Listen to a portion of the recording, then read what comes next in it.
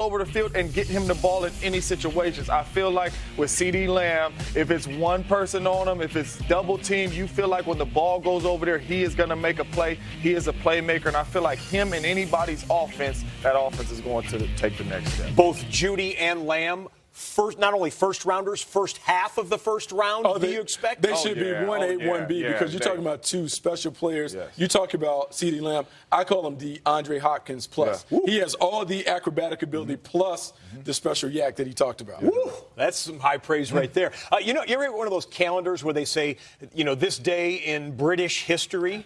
Yeah. We got a this day in speed history. It was 3 years ago today. This happened in Indianapolis at the Scouting Combine. John Ross's record-breaking 4.22 40-yard dash, which still stands as the best 40-yard dash since NFL Network has been televising the draft back in the early 2000s. That is because Henry Ruggs, the man that most people expected to threaten that 4.22, blazed at 4.27, but did not break the record. But we show you these 40s here just to talk about the comparison in terms of college speed translating into the NFL. How can Henry Ruggs get the most out of that 4.27? Look, he has gas. He has that beep, beep. He can run away from everybody. The thing that he has to get, he has to fall into an offense that puts him in the right position. He is not a number one receiver. What he is a compliment. Okay. He's a wide receiver 2, wide receiver 3, someone on the outside that's the vertical threat, or you just get it to him and let him get in space.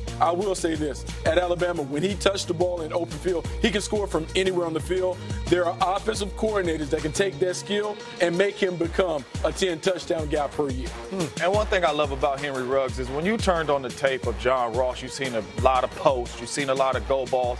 But when you turn on Henry Ruggs' tape, you see curl routes, you see in routes, you see wide receiver route running when you turn on his tape. He just happens to be a fast guy. And to me, he reminds me of a Tyreek Hill, just a fast football player, not a track guy, a fast football player. So if you could put him in a system kind of like the New Orleans Saints and get him on the other side of Michael Thomas, now we're talking, because we all know with that 4.2 speed, when defenses step on the field, defensive backs, they backpedal already. So it's just going to open up everything for Drew Brees and that offense. But this guy is a fast football player. Don't label him as just a fast track guy, because what you've seen with the 4.27. And not only just 9 routes straight down the field, but you're talking about speed sweeps, little bubble screens, things like that. He needs to touch it. I've talked about there's a new position in the National Football League called the wingback. The wingback is half running back, half receiver. What you do is you saw Deebo Samuel make an impact in the postseason touching the ball. He has to get 8 to 10 touches a game. It has to be the priority on the game plan. Could be a 10-touchdown-a-year NFL guy, according to Bucky Brooks. Thanks, guys. This offseason to help him plan his first offseason. Now, the relationship, actually, I'm told, was put together by Vic Fangio middle of last year. And now they've had numerous conversations with Manning telling him when to get receivers together to have throwing sessions, when his personal throwing sessions should happen, how he should go about lifting in this offseason. And talking to people that have been in this building and seen Locke here regularly, they say physically he looks really, really good. The other addition to Manning is he spent a lot of time with Pat Shermer during the draft process, so I'm told he's not going into this new system blind. Shermer, the new Broncos offensive coordinator, and he's had some success with quarterbacks in the past. Do you think that Locke is the guy to continue that? Is he the guy that they have been looking for in Denver? Well, I hope so. I mean, because I know they've been through a lot of quarterbacks in Denver, and it's only been 5 games. So personally, I would say it's a small sample size. I know he went 4-1, but what I've seen with Drew Lock is a guy who has exceptional touch on the football down the field. You hear the receivers talking about him throwing them open, meaning putting the ball only where they can get it, having that poise in the pocket, being able to move and still make the throws down the field, keeping his eyes down the field. And when you talk about that about a quarterback, there's certain intangibles you have to have. You got to be a student of the game. You got to be able to motivate your teammates and get them to play at a higher level and believe in you. And you also got to deliver. You got to make plays from the pocket. So he's shown he can do that in a small sample size, but there's a long way to go, I would say. It'll be interesting to see what they put around him this offseason. Already lined up a pretty good cornerback in a trade yesterday. A.J. Boye headed to Denver for a 4th-round pick, sending that to Jacksonville. And we saw another trade agreed to today, this one involving the Chargers and the Panthers. And who specifically, Ian Rappaport? A blockbuster offensive lineman trade. 2 decorated protectors of the quarterback position. First of all, Russell Okung, the starting left tackle for the last several years for the Los Angeles Chargers. He is going to the Carolina Panthers in exchange for perennial Pro Bowl guard Trey Turner. This one, the terms have been agreed to but cannot be official until the start of the league year. And this one actually makes sense for both sides. For Carolina and new coach Matt Rule, you know, they've been searching for a left tackle for some time, and they really have had their eyes on Russell Okung. Now he joins them and helps protect the blind side, we think, of Cam Newton. And then for the Los Angeles Chargers, getting the middle of that offensive line set has certainly been something they've wanted for several years, and they get someone who you can plug in there and not really worry about for the next 8 or 10 years with Trey Turner. So big-time trade for both teams. Consistently get open. When you look at Jerry Jeudy can do everything that you want to see the early part of the route. He has wiggle against press coverage. He has stop-start quickness. He has skip-to-my-Lou ability with the ball in his hands. He has all the things that you look for in a number one receiver. When you look at the young guys that have popped in the National Football League the last couple of years, they're skilled players, guys that have a toolbox feel. He has everything that you look for. Now let's turn to the wide receiver who led the league in touchdowns one year. You actually have CeeDee Lamb over Jerry Jeudy, correct? I do, but first off, I want to ask Buck, because Buck was always at San Jose State with me. Was I a route runner or a No, you're more like CeeDee Lamb. Okay. You're more like Pled for Brady to go to the Raiders, and Brady responded. Let me make my last pitch. Las Vegas would love to have you here at the Raiders. The stadium, the facility is incredible. The training facility that they have outside of Vegas is unbelievable. It's a 45-minute flight from LA. Your kids and your family can live there. You can fly back and forth. We want you to come to the Raiders. You know I've been pitching you now for a month. I love you too.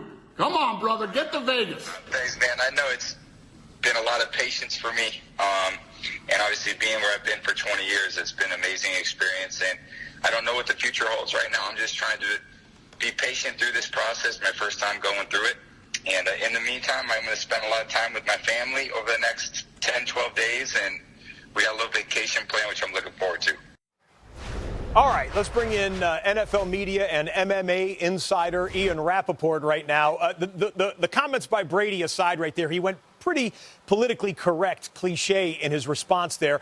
What about the prospects of him staying in New England, Ian?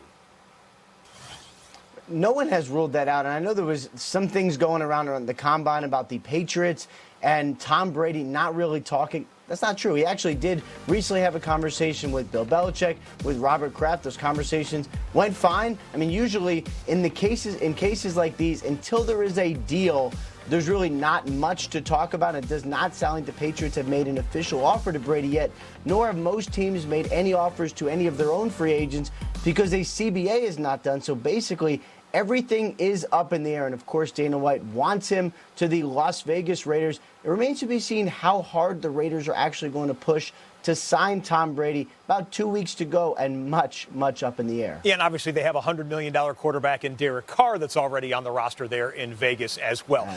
Hey, another Brady rumor that's starting to get a little bit louder is the San Francisco 49ers, obviously his childhood favorite. Deion Sanders mentioned that possibility during the Combine. There have been blogs and posts and speculation since then. What are your NFL sources telling you about the 49ers' interest in that possibility?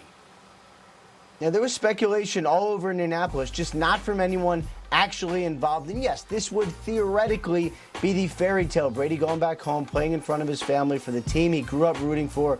There's only two problems. One is Jimmy Garoppolo just led the 49ers to the Super Bowl, and they really like him as their franchise quarterback. The other thing, I have not found any validity to this rumor at all from people with the 49ers, from anyone plugged in. It is a fun thing to talk about, and I'm sure Brady will be photoshopped in a 49ers uniform plenty of places. But until someone involved tells me it's actually true, it's just a rumor we talk about. Well, some people are listening to those rumors. Thank you, Ian Rappaport. One of the guys listening to that rumor, apparently, is one of the best players on the Niners roster. George Kittle, the all-pro tight end, posted this on his Instagram feed earlier today, saying that he's riding with Jimmy Garoppolo, basically, let's run it back 10, referring to Garoppolo's jersey number. Elsewhere in social media activism and capitalism, Julian Edelman tweeting out images of him campaigning for Tom Brady to stay with the Patriots. There was Photoshop T-shirts that he put out there as well, saying, "Stay, Tom, 2020. Well, Brady saw that on social media. He retweeted it, tagged his own company, TB12 Sports, and asked, how much do we make on our Julian Edelman merchandise? I assume this all evens out. Lindsay? So he's just looking for more money. Just kidding. Well, let me get a ton of components here. You've got the CBA, you've got the cap. How high can the Patriots end up going when they eventually start negotiating with him? Where do you see this all going? And you got to factor in family too. So you got to factor